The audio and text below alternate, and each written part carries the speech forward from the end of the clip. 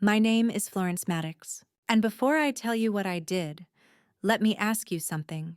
What would you do if someone took everything you created, your work, your history, your name, and turned it into $1 million brand without ever mentioning you once? You might say, that's business, but for me it was personal.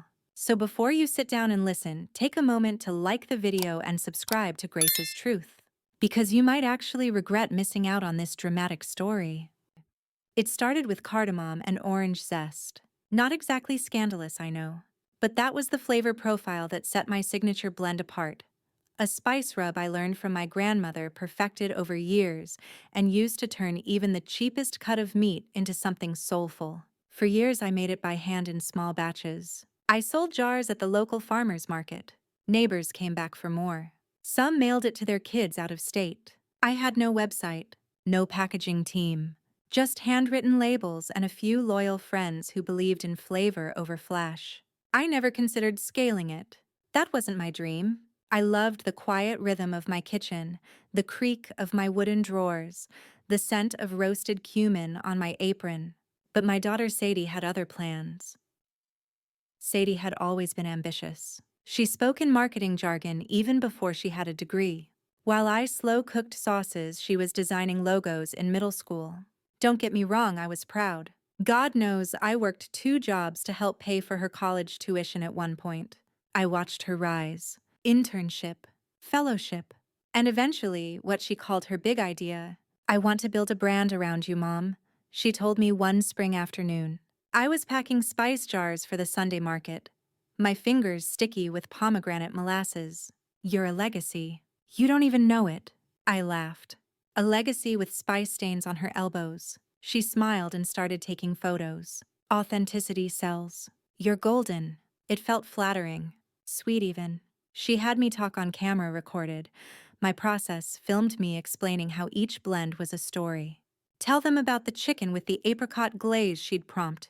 Or, say how Grandma used to toast the fennel seeds first. I trusted her. She was my daughter. I had no idea that while I was stirring stew, she was building a brand behind my back. A few months later, she moved to San Francisco. Said it was for access to venture capital. That was a language I didn't speak. I thought she was still filming, still sharing snippets of our shared world. Until my neighbor's son showed me an Instagram ad. It was Sadie posing with a sleek jar of Sadia's Gold Dust, a spice blend. The tagline, a recipe reimagined by culinary innovator Sadie Maddox. I stared at the screen blinking. Same ingredients, same golden tint, same flavor notes, but nowhere was there a mention of me. No inspired by, no based on a family recipe, nothing. I remember holding that phone and feeling heat in my chest that had nothing to do with spice. But I said nothing, not yet. At first I tried to explain it away. Maybe it was just the name. Maybe she had changed something. Maybe I was being sensitive. Then came the feature in a glossy food magazine. There she was in designer denim standing in a minimalist kitchen, not her own. The article called her a rising star in the artisan food space and quoted her saying, "I grew up in a flavorless home. That's why I'm obsessed with bold tastes." Flavorless. That was when something shifted. It wasn't just omission. It was erasure. She was rewriting the narrative, and I was disappearing from it. But still I stayed silent. Until the gala. Sadie invited me to her first funding event. "You have to be there, Mom," she said. I flew out, wore my best dress. The venue was all marble and champagne. Spotlights and speeches. She stood on stage tall and sleek, speaking about her creative journey. When she thanked her mentors and team of chefs, the room applauded. And when she said, "And of course, to my mother who taught me how to work hard, even if she never quite understood the vision," I smiled. I smiled so hard my face hurt, because that was the moment I knew this wasn't a misunderstanding. This was a theft. A curated, well-lit, investor-approved theft. And Sadie thought I'd stay quiet forever. But I had something she didn't know. A small quiet drawer at home. And inside it, proof. After the gala, I flew home in silence. I didn't sleep much. The plane hummed above the clouds while Sadie's words replayed in my mind.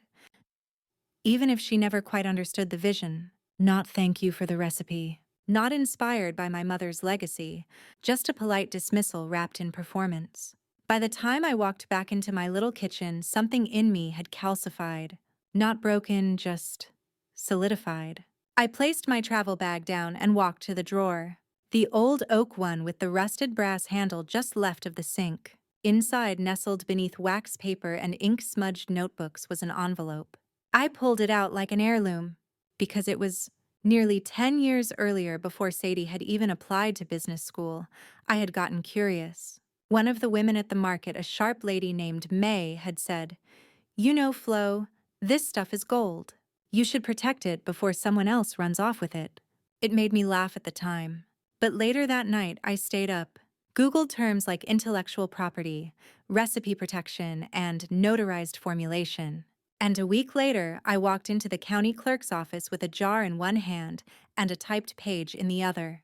It read, "Original Spice Blend 3, Florence Maddox Proprietary, Mixture for Non-Commercial Use or Future Licensing. Signed, stamped, filed.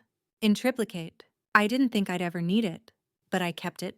Not because I expected betrayal, but because I believed in the value of work created in silence. In kitchens without cameras, by hands cracked from garlic and cloves. Now that same paper felt like a loaded gun. But I didn't pull the trigger. Not yet.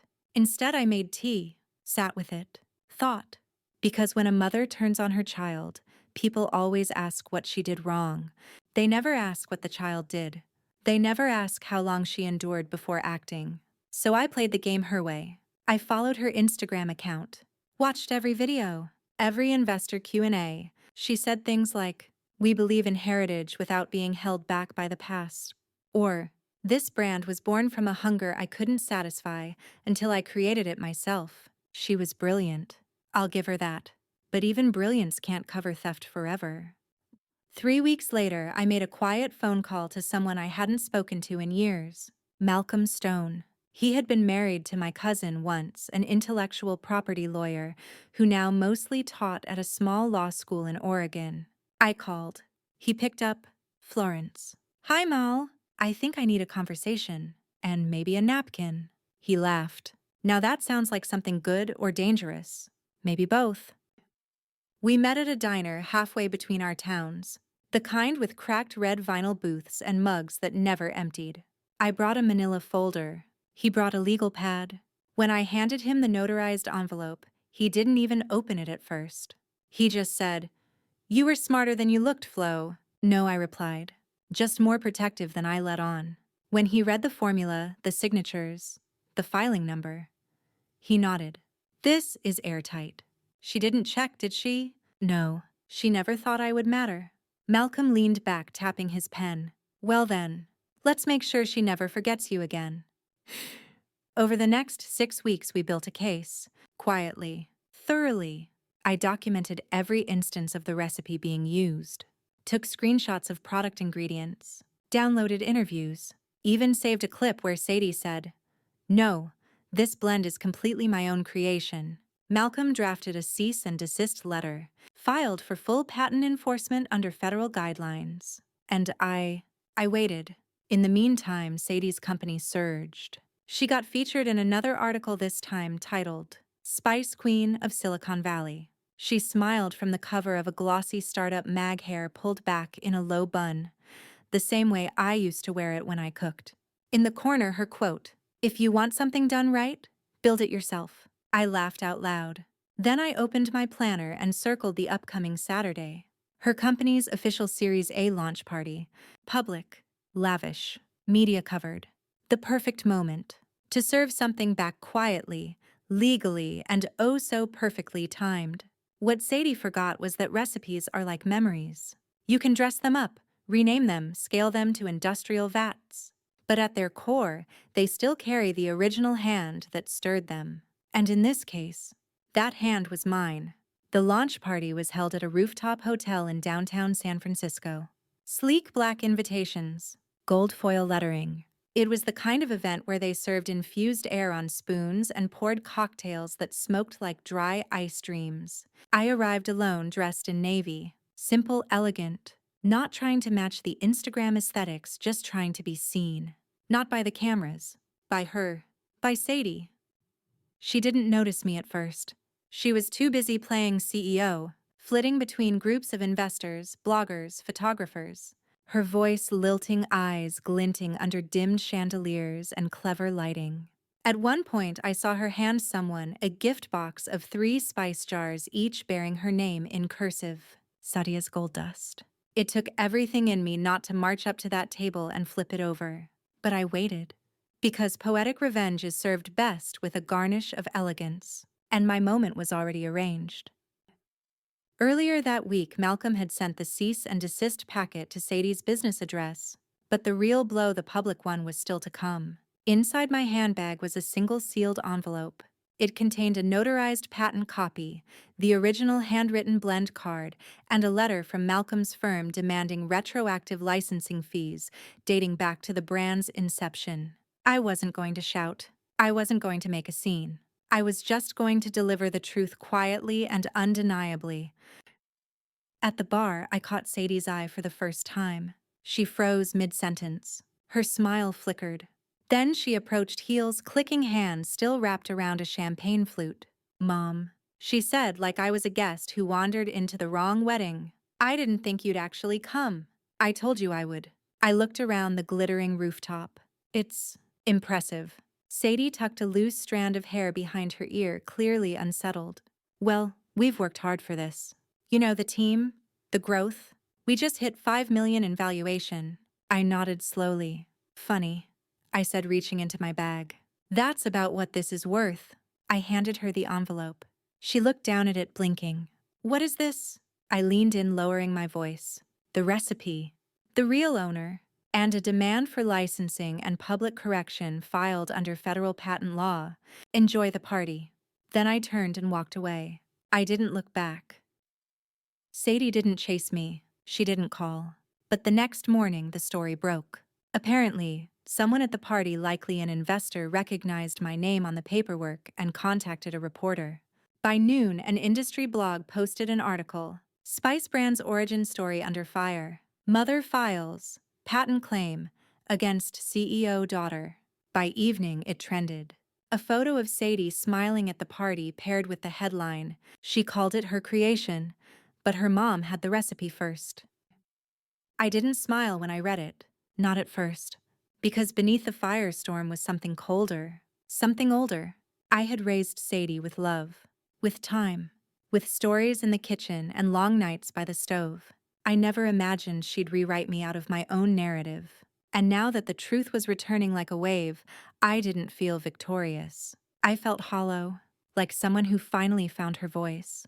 In a room she never wanted to scream in. 2 days later, Sadie showed up at my house. She didn't knock softly. She pounded. When I opened the door, she stood there with red eyes and a clenched jaw. "You blindsided me," she spat. "No," I said calmly. "You erased me. I just corrected the record. You humiliated me in front of my investors. You humiliated yourself the moment you signed that trademark paperwork without a conversation." She fell silent. The wind moved her silk scarf, and for a moment I thought she'd cry. But she didn't. She just stared at me as if seeing me for the first time. "You don't understand how hard I worked," she whispered. I softened. Just a little. "I do, Sadie." I watched. "But you built your castle on a foundation that wasn't yours to take. You didn't just use my recipe, you buried my name beneath it." She left without saying goodbye, and for weeks the silence between us widened. The brand paused distribution. The website posted a bland statement about recipe revisions and ongoing IP negotiations. But behind the scenes, Sadie agreed to a settlement. She would rebrand. I would receive royalties. And most importantly, her new packaging would include a sentence on every label, inspired by the original recipe of Florence Maddox. It wasn't revenge. It was restoration. And sometimes that's even sweeter. The day I saw my name on a product label, I didn't cry. I didn't laugh either. I just stood in aisle 12 of a high-end grocery store in Oakland, holding a newly rebranded jar of Soul and Seed, original heritage blend, and I read the tiny inscription beneath the ingredients. Inspired by the original recipe of Florence Maddox.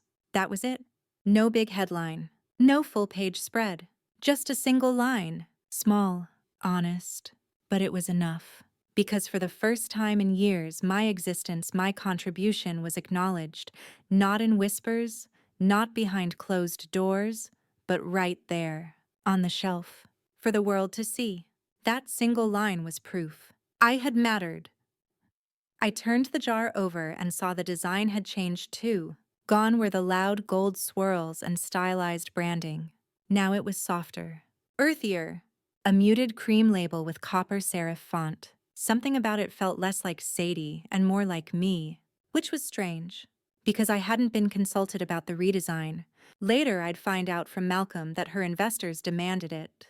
They wanted to lean into the authenticity story after the PR storm. Authenticity. A funny word coming from people who'd spent months pretending I didn't exist. That week, I got a letter in the mail. Real paper. No logo. Sadie's handwriting. It wasn't long. No apologies. No excuses. Just 3 lines.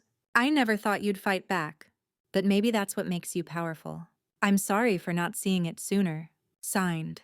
Cest. No love. No mom. But I sat with it anyway. Folded it. Slipped it into the same drawer that once held the patent. I wasn't sure what to do with it. Forgiveness wasn't instant.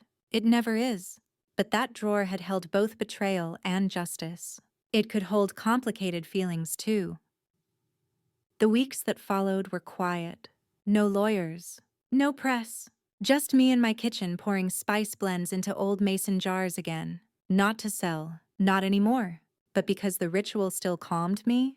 Then one afternoon, there was a knock on the door. It was Olivia, Sadie's daughter. My granddaughter.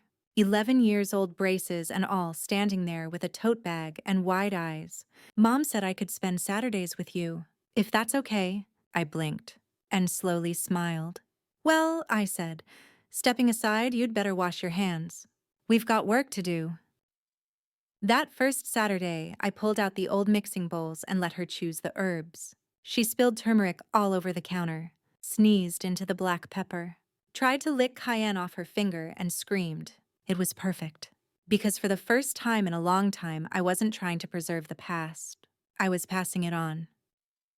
One moment stays with me. We were standing side by side stirring a pot on the stove, and Olivia looked up and asked, "Grandma, why does our family recipe taste so good?"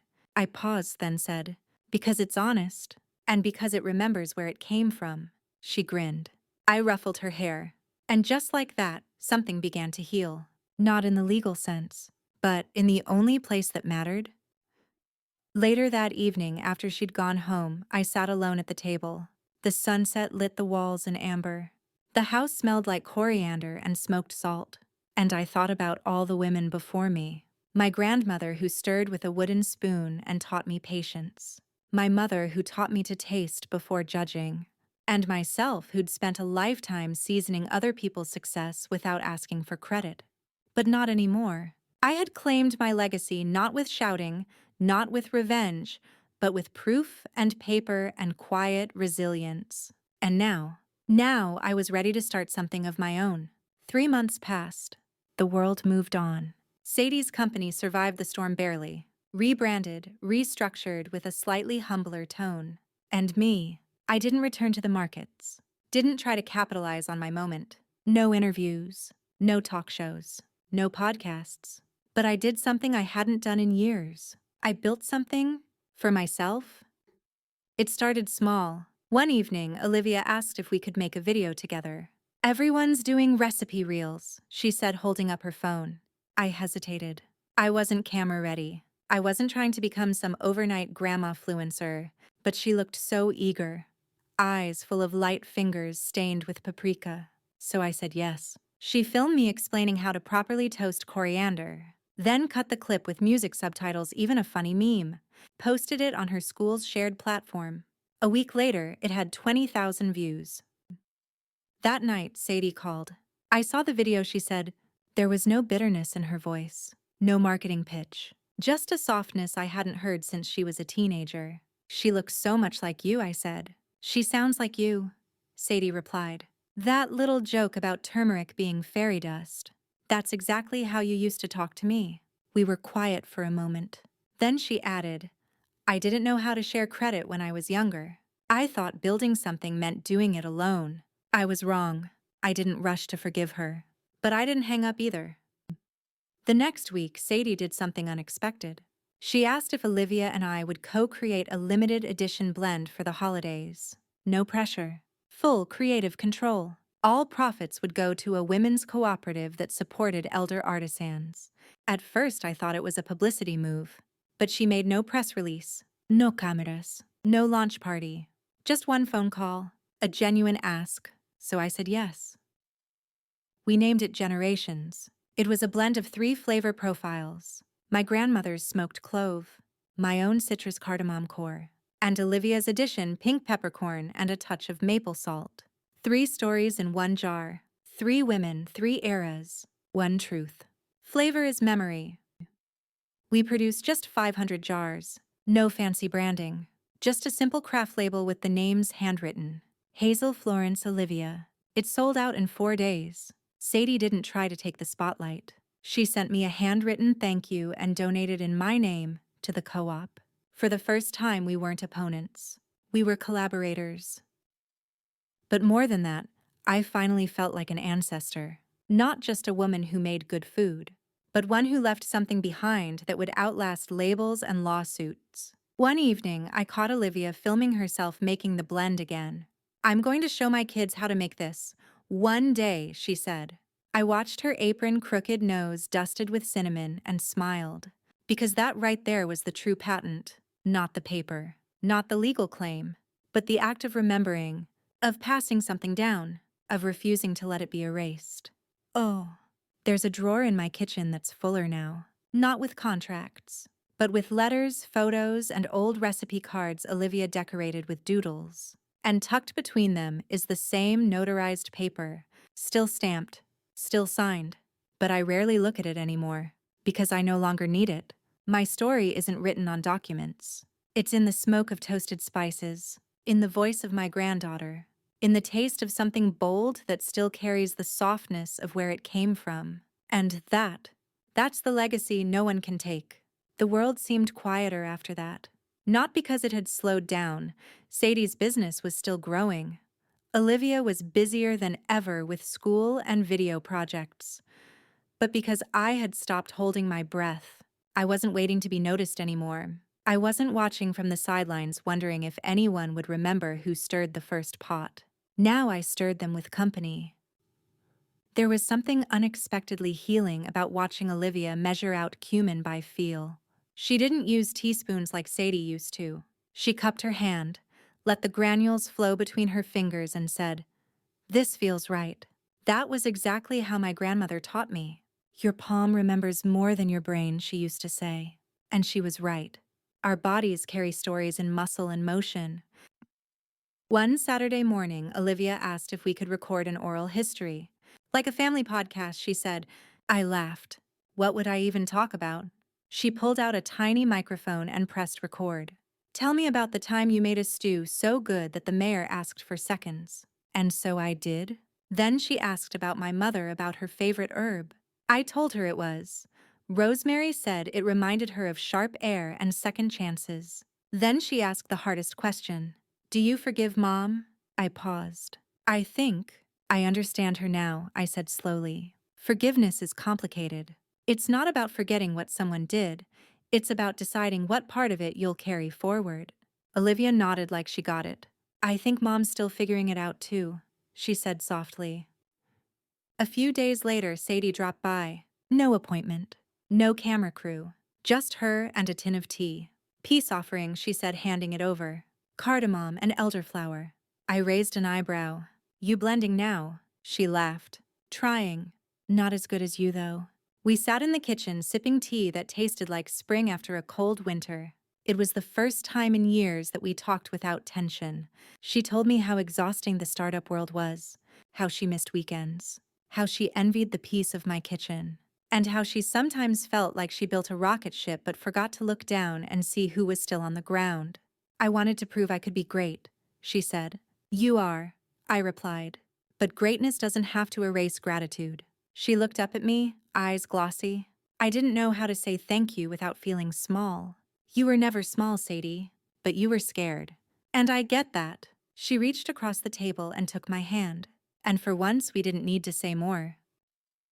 That evening, I found myself digging through old boxes. Inside one was a photo I hadn't seen in years. Sadie at age 7, wearing one of my aprons way too big for her, stirring a pot with both hands, tongue sticking out in focus. Her smile was crooked, like she already knew how to sell it to a crowd. I put it in a frame and set it on the windowsill.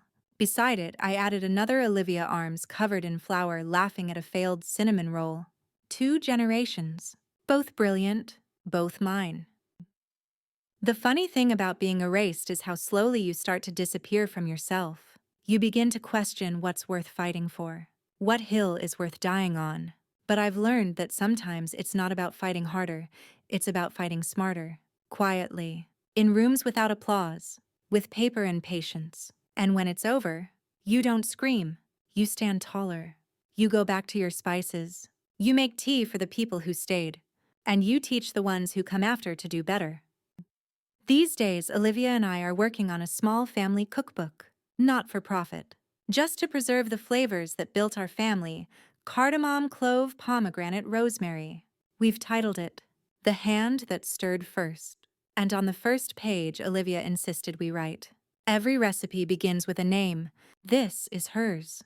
A few weeks later, I received a surprising invitation. A local culinary institute was hosting an event called Mothers of Flavor, a celebration of unrecognized women behind iconic food legacies.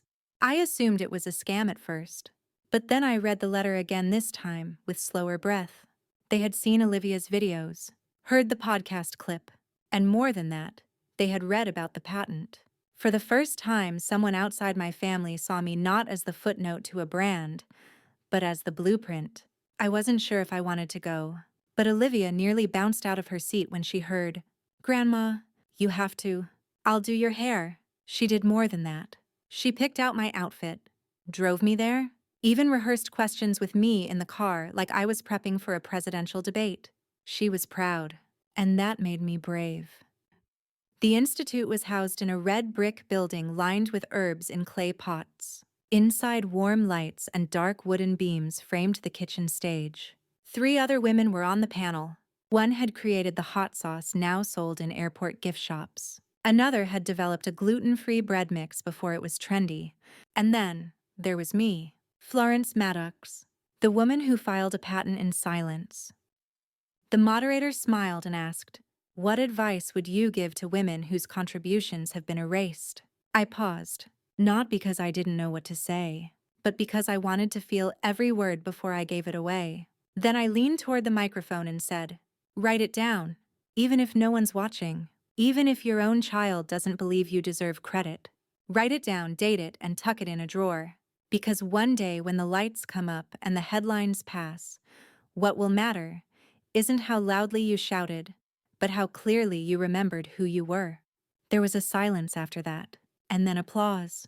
Not roaring, not standing ovation, just a quiet, steady rhythm of hands that understood what it meant to be forgotten, and to come back anyway. After the event, a woman approached me in tears. "My daughter stole my cookie recipe," she said with a shaky laugh. I didn't fight it. I just let it happen. I took her hands and said, "It's not too late.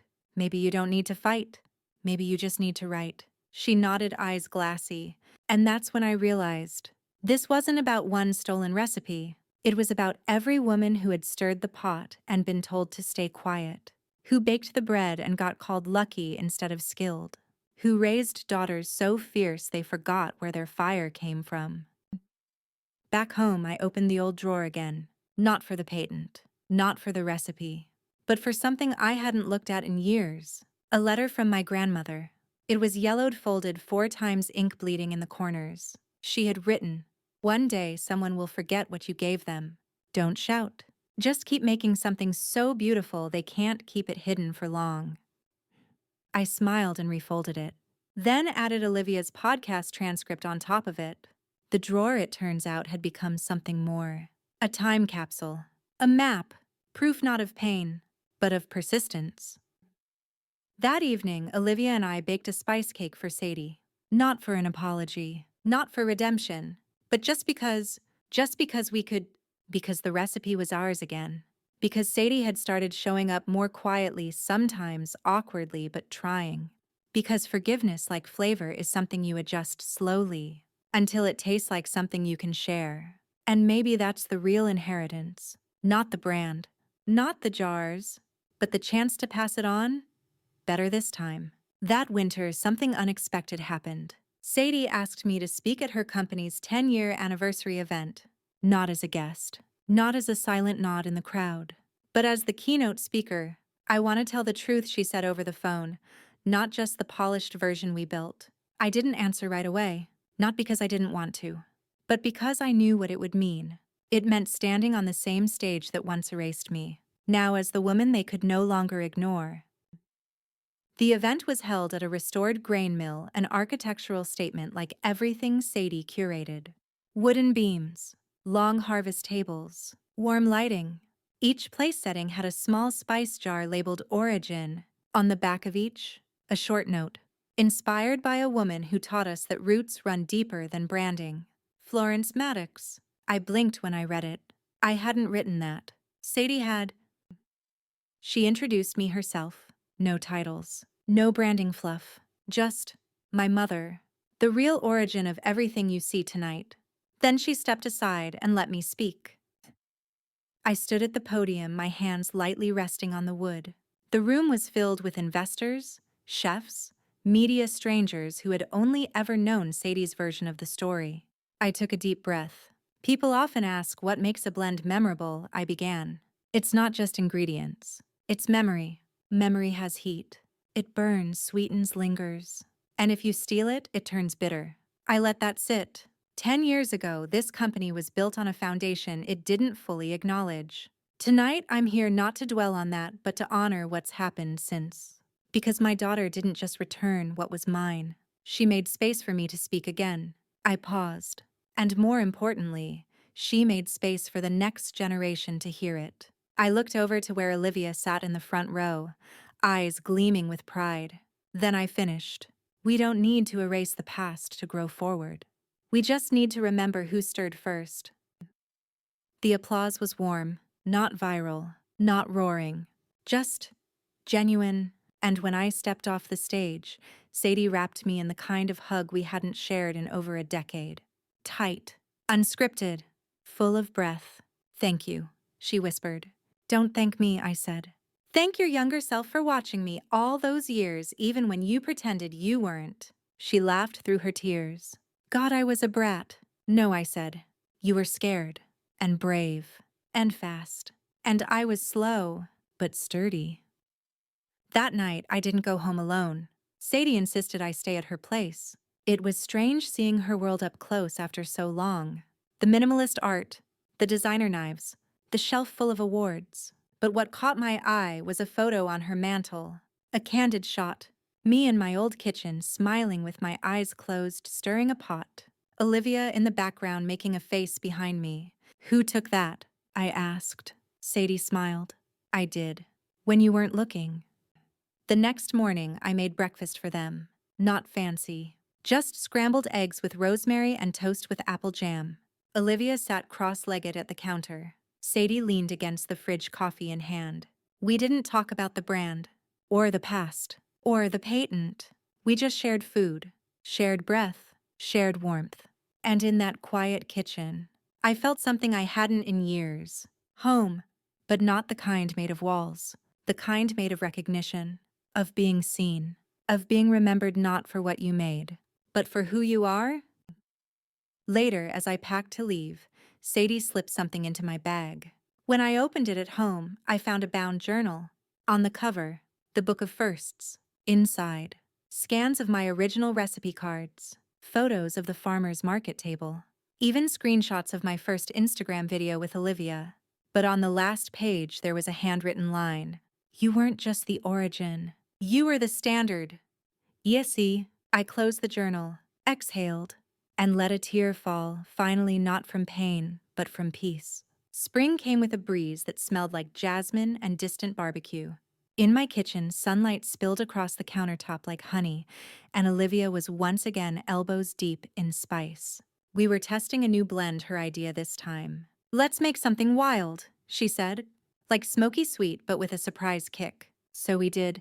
Chili threads toasted anise and maple vinegar powder. A little too bold, a little too bright, just like her.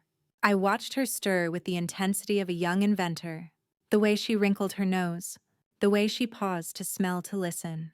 She had the hands of a future matriarch, even if she didn't know it yet. That afternoon, I found myself writing again. Not recipes this time, but reflections, small handwritten entries about what it means to be a woman who builds quietly, who endures being overlooked, who against all odds becomes unforgettable not through loudness, but through persistence. I titled the journal Aftertaste, because every story worth telling leaves one, and mine had shifted from bitter to complex, savory, warm, lasting. Sadie came by with tulips and a quiet smile. We had reached that fragile stage of forgiveness, the one where the worst has passed. But the memory still aches if you poke it too hard. So we didn't poke. We just shared space. She asked how Olivia's new blend was coming. "Too spicy," I said. "Which means perfect," Sadie laughed. "She gets that from you." "No," I said, "she gets it from all of us." Then I paused. "Sadie, do you remember when you used to watch me cook through the stair rails?" She blinked. "I didn't think you saw me. I always saw you. You were paying attention even when you looked bored. That's how you knew what to take." She winced a little. "I wish I'd asked.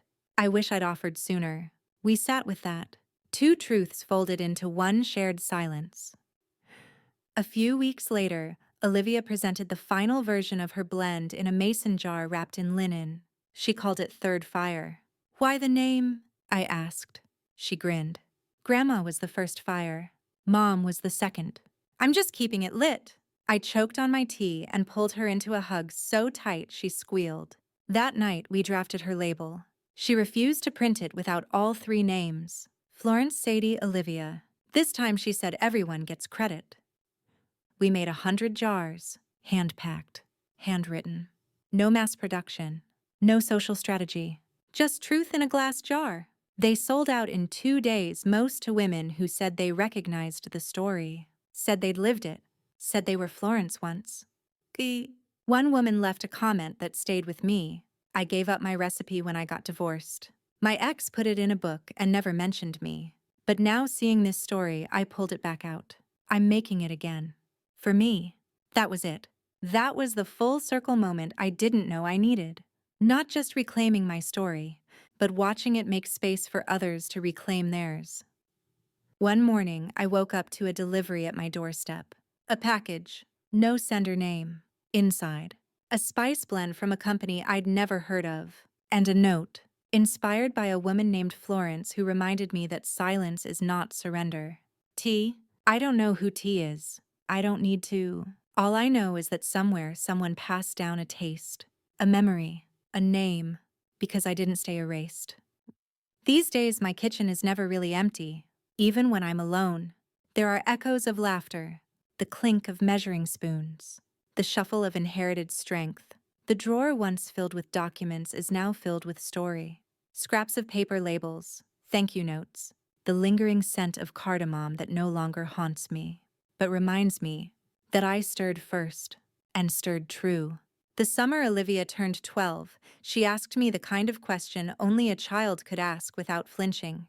"Grandma," she said, chin resting on her folded arms, "if you could go back and erase the part where Mom took your recipe, would you?" I paused, wooden spoon suspended mid-stir over the pot. It was a cruel question, and an honest one. "No," I said finally. "I wouldn't erase it. I'd just ask that it happen differently." Olivia furrowed her brow. "But why not erase it?" "Because then none of this would exist," I said, gesturing at the mess of bowls, the laughter, the bond that had slowly rebuilt between me and her mother. She looked around the kitchen like it was a cathedral, sauce splattered on the stove, dried basil on the floor. To her it wasn't chaos, it was origin. And for the first time I realized something profound.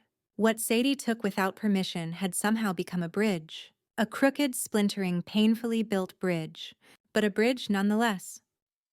A few weeks later, Sadie invited me and Olivia to her company's headquarters. The invite came on embossed stationery, not email. She was making an effort. "I want to show you something," she said. We arrived to find the lobby walls freshly painted with a mural. It wasn't flashy. No logos. No photos. Just the outline of three women stirring a pot each in a different era's clothing. Underneath in minimalist serif. The women who stirred first and kept stirring. Olivia gasped. I reached out and touched the edge of the painted spoon handle with my fingers. "I told the designer I didn't want to use our faces," Sadie said behind us. "I just wanted it to feel familiar to anyone who walks through the door, like a memory they didn't know they had."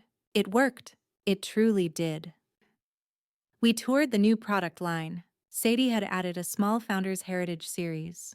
Every jar came with the story short essays from artisans who contributed forgotten recipes. This time the origin wasn't hidden.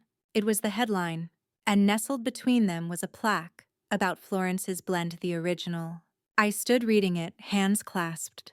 Olivia whispered, "It's like your story lives here now." "No," I said, smiling. "It always did. Now it just has a nameplate." At lunch, we sat in the employee garden, a rooftop herb patch with picnic tables. Sadie leaned back in her chair and said, "You know, when I first started this, I thought I had to shed everything to be taken seriously. My mom, my past, even my own taste. I didn't realize I was throwing away the very thing that made it worth building." I reached over and touched her wrist. "We all forget who we are sometimes. The trick is remembering before it's too late." She nodded. "You remembered for me?" "No," I said. "I remembered for myself. You just finally looked back." As we left, Olivia took a picture of the mural. She asked if she could use it for the cover of our family cookbook. I said yes, but only if she promised to write the foreword. She did. And it broke me in the best way. This book is about food, but really it's about memory. My grandmother taught me how to taste without a spoon, how to forgive without forgetting, and how to tell the truth, even if it takes time. She stirred first. Then she taught the rest of us how to keep going. Olivia Maddox. When we got home that night, I slipped the foreword into the drawer. The one that started it all. I no longer needed the patent. But I kept it there anyway. Not as a weapon, as a monument. A small reminder that stories have layers like spice blends. And when stirred long enough, they bloom. By autumn, word had spread quietly, gracefully, but undeniably. Not just about the brand, not about the lawsuit or the mural or even the cookbook, but about the idea behind it all. That forgotten women were taking their stories back. One blend, one name, one line of credit at a time. I began receiving letters, not emails, letters, real ones. One came from a woman in Mississippi who wrote, "My granddaughter asked me why I never put my name on the cake recipe her father made famous. I didn't have a good answer. So this Thanksgiving, I'm writing my name on every index card in my recipe box." Another came from a woman in Spain. "My ex-husband trademarked my olive tapenade without telling me. But I still have the original journal. I'm publishing it next year under my maiden name. They didn't owe me anything. But somehow the story I had buried became the soil for stories they were finally planting. And that was something money could never measure." Sadie's business continued to grow, but it was different now. She stepped back from public appearances, let her team take the spotlight, spent more time at home, started writing essays about failure, family, and the cost of ambition. She submitted one to a culinary journal. They published it under the title, "The Flavor of Humility." In it, she wrote, "The woman who taught me how to stir also taught me what happens when you pretend you learned it alone. I didn't just borrow her recipe, I borrowed her silence. And I'm learning now that silence is not a gift, it's a theft neatly packaged." When I read it, I wept, not because it hurt, but because it healed. She was telling the truth. Even if it came late, even if it came printed instead of spoken, she was telling it. Olivia surprised me one afternoon. She'd been accepted into a summer program in Vermont culinary storytelling, whatever that meant. "I want to travel to different towns and record the stories behind regional spices," she said. I smiled. You want to go taste history? No, she said. I want to record it. Before it disappears? She kissed my cheek and promised to send me a story every week. That summer, I spent more time alone. Not lonely, just quieter. I began collecting all the scraps I had saved over the years. Handwritten notes, photos, old invoices from my farmer's market days, napkins scribbled with flavor combinations that never made it into jars.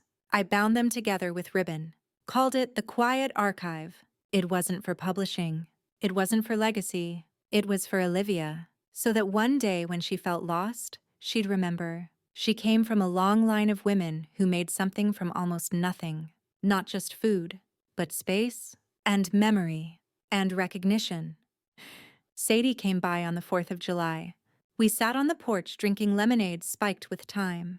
You ever think about what life would have been like if we hadn't fought? She asked. All the time, I said, but then we'd still be pretending. She nodded. Pretending's easier, until it rots. I laughed, like ground cloves after 2 years in the cabinet. Exactly, she said, grinning. Then she reached into her bag and handed me a box. Inside, a gold-plated measuring spoon, engraved with one line. Florence stirred first. I held it for a long time, ran my fingers over the inscription. And in that moment, I thought of all the times I measured by instinct, by feel, by trust in my own hand. Now someone else trusted it too, enough to say it aloud, enough to carve it in metal. That night, I placed the spoon in my drawer, right on top of the patent, as if to say, you were the proof. But this is the honor. Autumn faded into winter, and with it came the hush that only cold weather brings, soft, slow, and reflective. Olivia's weekly letters became my ritual. She mailed them from tiny towns with names like Maple Hollow and Juniper Creek, each envelope filled with stories. A retired baker who still made sourdough by feel. A woman in Georgia who blended dried hibiscus with cinnamon to ease her arthritis. A 90-year-old widow who made the spiciest jam anyone had ever tasted and never shared it until her husband passed. Each tale was a thread in something much larger. A tapestry of women who had fed generations and never asked for a headline. Women like me, women I wished I'd known sooner. One letter included a photograph. A weathered hand holding a spice tin with a taped-on label that read, "Stolen from Nana's cupboard." Shh. Olivia wrote, "They're all telling me the same thing, Grandma, that they gave too much away. And now they're finally claiming it back. Your story isn't just yours anymore. It's becoming theirs too." I held that letter to my chest like a prayer, because she was right. My fight born in a silent drawer had found its voice across borders and languages. Sadie and I saw each other less often that winter, not because of tension, but because there was no longer a wound to tend to. We'd entered a new stage. Respectful distance, soft laughter, memories slowly being refiled as lessons instead of injuries. She was working on a side project, something about rethinking how brands credit origin in packaging. Most of them just say, inspired by tradition, she told me over coffee once. But tradition has a name, a face, a mother. I nodded. They'll resist it, I warned. She smiled. Then we make it trend. Christmas came with the usual noise, Olivia back from Vermont singing out of tune, wearing mismatched socks. We cooked together. 3 generations, 3 aprons, 3 rhythms blending into one. As we sat down to dinner, Olivia passed out tiny envelopes. Each held a slip of paper titled, My Origin Story. She'd written one for each of us. Mine said, I come from cardamom and courage, from slow hands and silent fire, from a woman who lost nothing because she wrote it all down. Sadie said, I come from ambition and amends, from loud dreams and late apologies, from a woman who taught me how to rebuild with grace. And Olivia's, I come from both. We cried, all 3 of us, right there at the table, candles flickering, ham growing cold. Because that was it, the full recipe, not just spice and vinegar and smoke, but memory and truth. And the right to tell it fully and freely. Later that night, I sat alone in the kitchen teacup, warming my hands. The drawer was open. Inside it, the old patent slept under a pile of stories, spoons, and granddaughter doodles. I didn't need to read it. I knew every word by heart, but I left it there, just in case. Not as protection, but as evidence that, when they tried to erase me, I remembered myself instead. The new year brought a strange, beautiful stillness. Not the kind of stillness that comes from waiting, but the kind that arrives after you've finally been heard. The kind that whispers, "You can rest now. The story will keep speaking even when you're quiet." In early February, Olivia came to me with an idea. "I want to teach a class," she said, cheeks pink with excitement. "A real one, in person. Just 5 students. I'll call it the first stir." I nearly dropped my tea. "You want to teach? At your age?" She grinned. "Why not? It's not about being the best cook.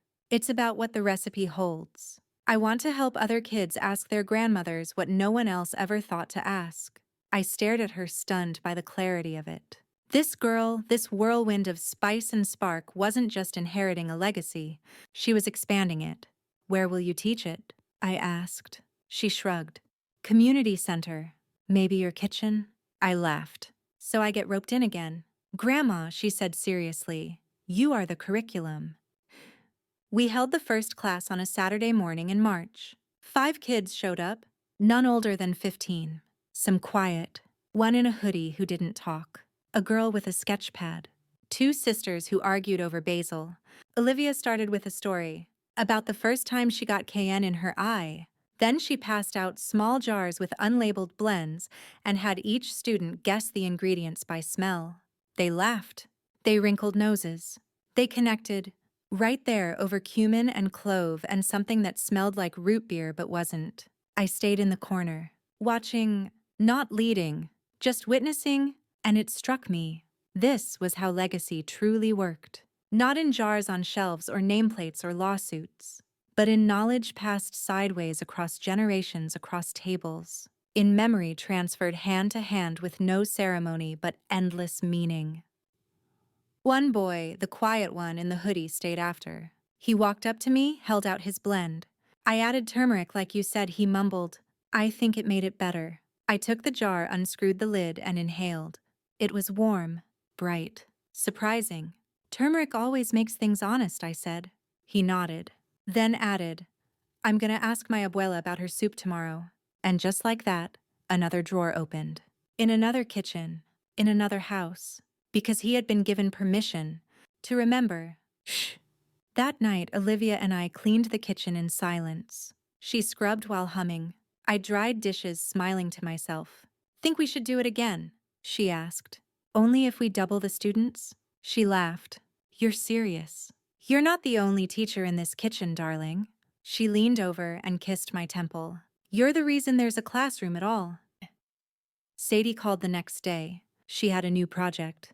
A publishing house wanted to compile stories of forgotten culinary matriarchs. She wanted me to write a chapter.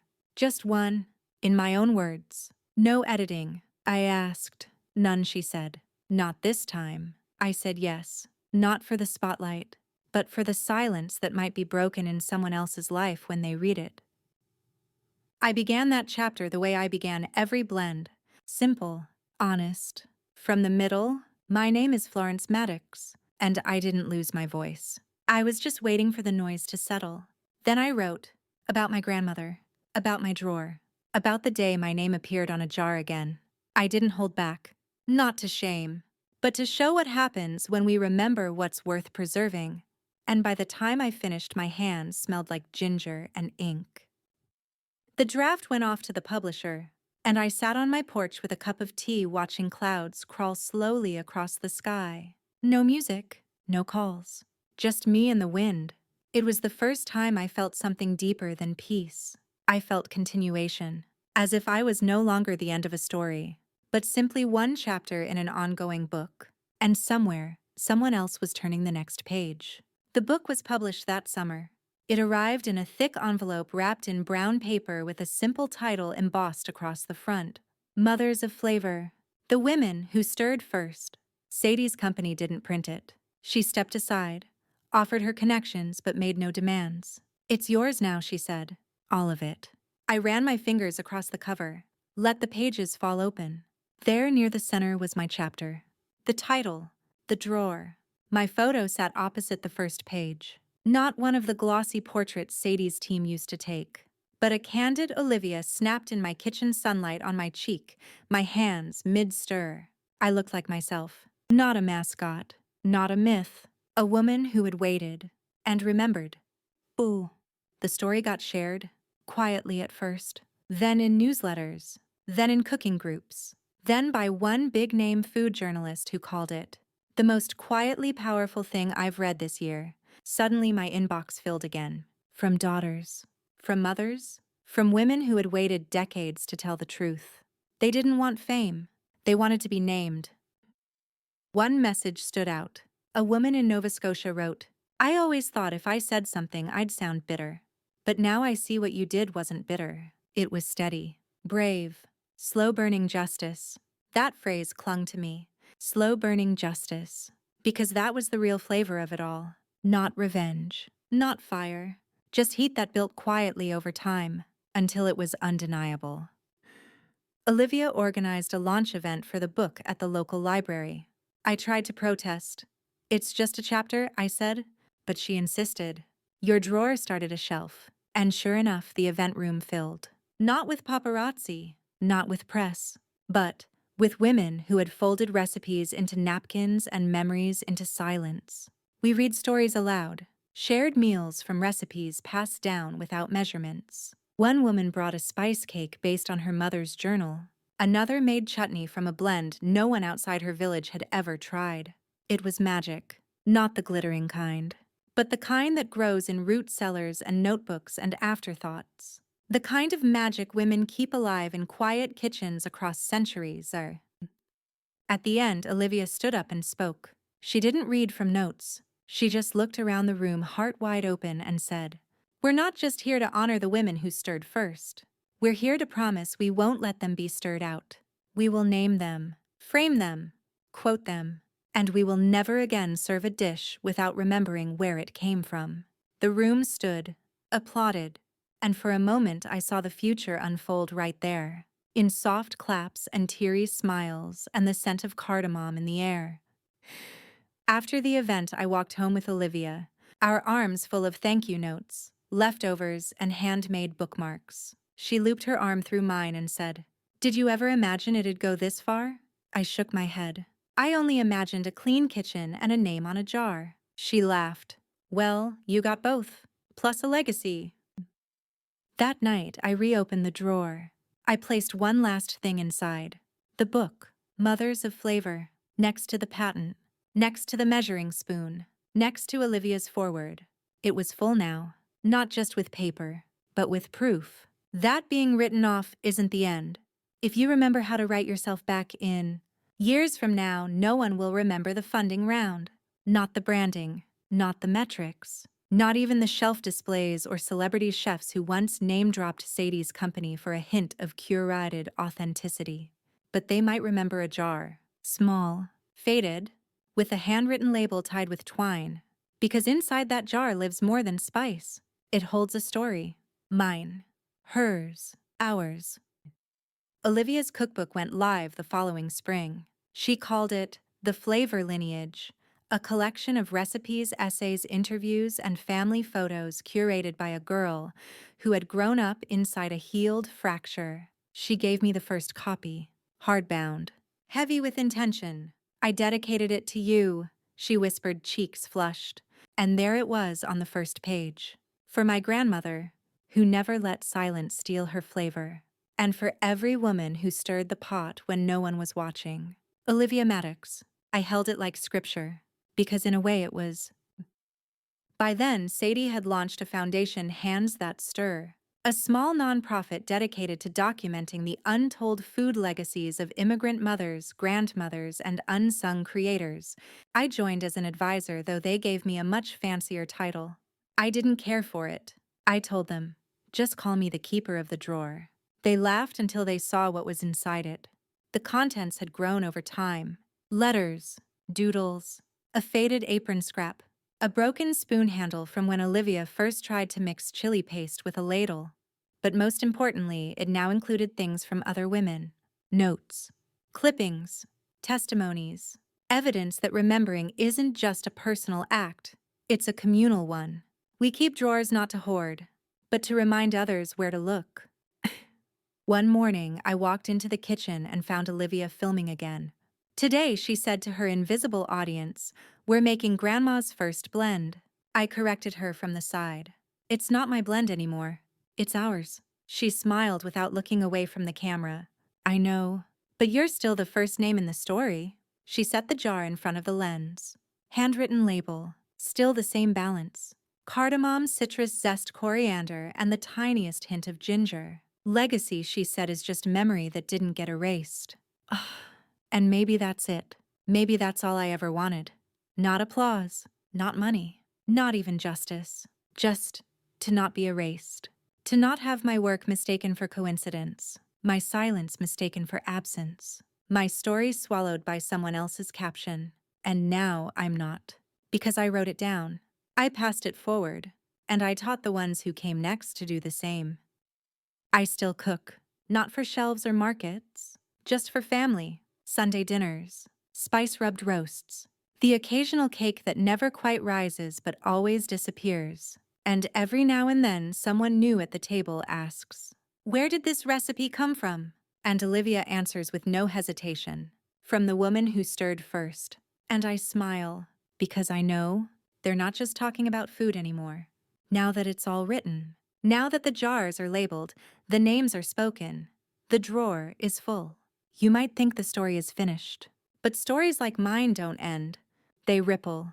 They move from one kitchen to another, one notebook to the next, slipping between the hands of women who thought no one would ever ask what they'd made, until someone finally did. Maybe your grandmother had a spice blend, or your mother had a cake no one else could bake quite right. Maybe you have a drawer too filled with scraps of memory recipes in code, the scent of something unforgettable buried beneath silence. Open it, write it down, say the names. Because someday someone will reach for that drawer not looking for ingredients, but for truth. And when they find it, they'll know. It wasn't stolen. It was preserved. In jars, in pages, in daughters and granddaughters. In the warmth of kitchens where women stirred even when no one was watching. You don't have to be loud to matter. You just have to last. Like cinnamon in the back of the tongue. Like rosemary in your coat pocket after a walk. Like a name in the margin of a recipe card. Florence Maddox. Mother. Maker. The woman who stirred first. And because I remembered, you now can too.